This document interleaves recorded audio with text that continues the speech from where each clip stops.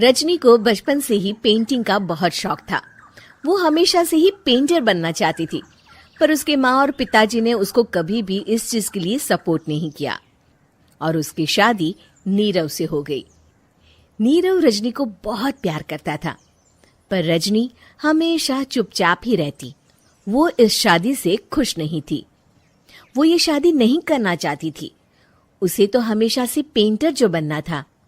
अपने इस सपने को वो नहीं पूरा कर पाई, इसलिए वो हमेशा उदास रहती थी। रजनी, बहुत ही बढ़िया फिल्म लगी है, कल देखने चले? नहीं जी, कल मुझे बहुत काम है, मैं नहीं जा पाऊंगी। अच्छा तो कोई बात नहीं, संडे को चलते हैं। देखिए, मुझे फिल्म देखना पसंद नहीं है। आपको जाना है तो चले जाइए। नीरव को मना करके रजनी वहां से चली जाती है और अपने बैग को खोलकर उसमें बंद पड़े ब्रश और कलर्स को देखकर रोने लगती है। रजनी, चलो ना कहीं बाहर खाने चलते हैं, कुछ तुम्हारी पसंद का। जी, मुझे नहीं जाना, मेरी तबीयत ठीक नहीं है। रजनी वहां से चली जाती है। नीरव को समझ नहीं आता कि रजनी उससे इतना दूर क्यों रहती है। वो जब भी उसके साथ वक्त बिताना चाहता है, रजनी कोई ना कोई बहाना बना देती है। एक दिन घर पर कोई नहीं था। रजनी घर का सारा काम जल्दी से खत्म कर लेती है। घर पर अकेले होने के कारण वो सोचती है कि वो आज पेंटिंग करेगी। वो अपने कमरे में जाकर पेंट ब्रशेस और कलर्स निकालकर जैसे ही कलर मिक्स कर रही होती है कि दरवाजे पर बेल बज जाती है।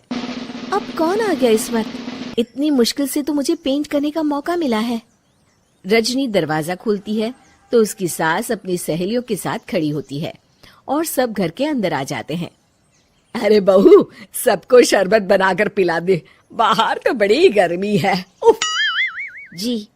रजनी पेंट ना कर पाने से उदास हो जाती है। उसे गुस्सा भी आ रहा होता है कि उसने इस शादी के लिए हाँ क्यों कह दी। वो रसोई में जा रही होती है कि उसकी सास उसे रोकती है। बहू, सबके खाने का भी इंतजाम कर लेना, आज का लंच तो ये सब यहीं करेगी। हाँ।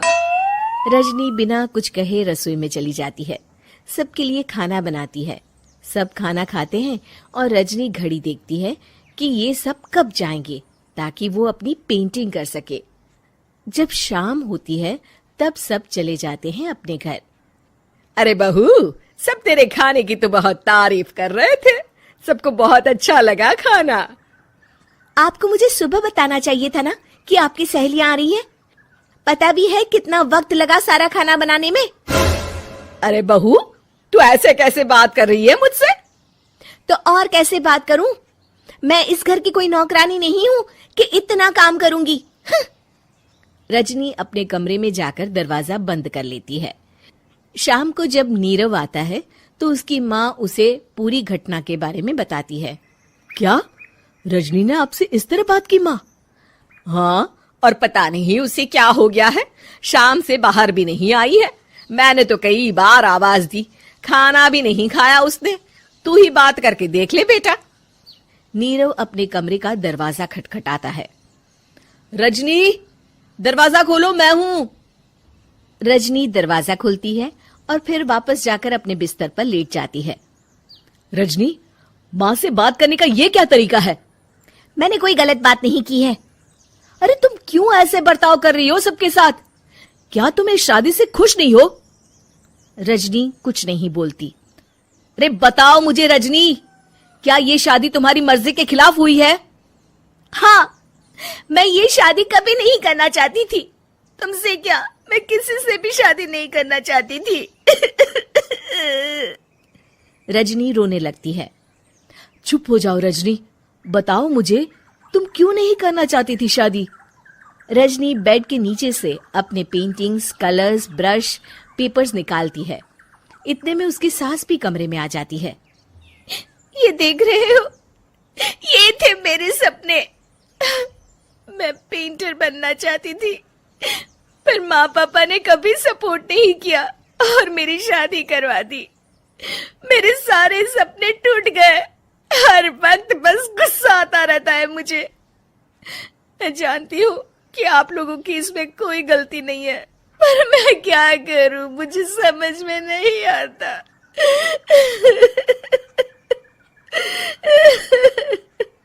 रजनी फूट फूट कर रोने लगती है। मुझे माफ कर दीजिए, आप दोनों के साथ मैं बहुत बुरा बर्ताव कर रही हूँ। अरे रजनी बेटा चुप हो जाओ तुम। नीरव पानी लेकर आता है। ये लो पानी पियो और शांत हो जाओ। रजनी पानी पीती है और उसकी सास पेंटिंग्स देख रही होती है। अरे नीरव, हमें तो पता ही नहीं था कि हमारी बहू कलाकार है। अरे कितनी अच्छी पेंटिंग्स बनाई है, देखो तो। ये वाली तो मैं अपने कमरे में ले जाऊंगी। आपको ये पेंटिंग्स अच्छी लगी? अच्छी नहीं, बहुत अच्छी लगी। और तुमने हमें बताया क्यों नहीं? तुम जब चाहे पेंटिंग कर सकती हो रजनी। हम तुम्हारे सपनों को पूरा करने में तुम्हारा पूरा साथ देंगे। हाँ बेटा, हम कला की कद्र करते हैं। हम कलाकार तो नहीं, पर मुझे गर्व है कि मेरी बहू एक कलाकार है। रजनी, नीरव और सास तीनों हंस पड़ते हैं।